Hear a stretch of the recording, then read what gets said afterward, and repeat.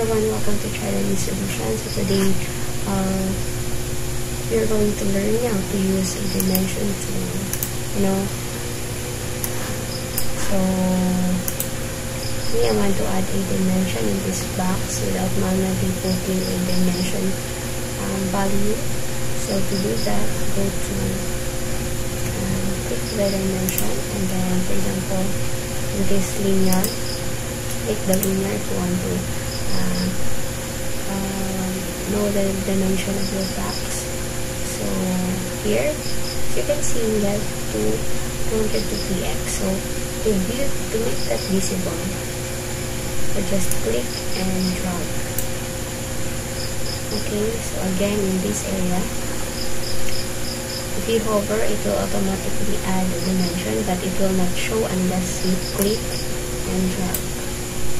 Okay, so here, click and drag. So that's it. Next is to use the angular dimension. Angular is the angle. So we want to measure, for example, the angle here. So to do that, just click and click. So it will automatically show the angle line.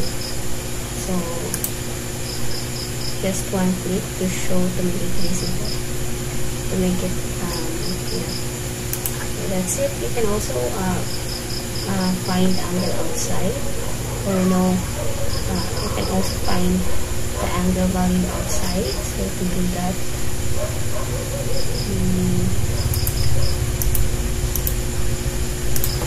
just click and then see if you go at the right or move at the left, it will automatically show that value. So next is the radial dimension. So this is to measure the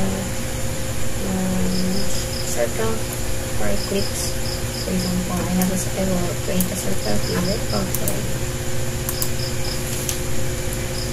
I will create a circle here. Let's put it white. Okay. So I want to measure the radial dimension. So that is from the center point to here. So that's it. That's how to use dimension tool in Illustrator. If you find this helpful, don't forget to like and subscribe. Bye bye.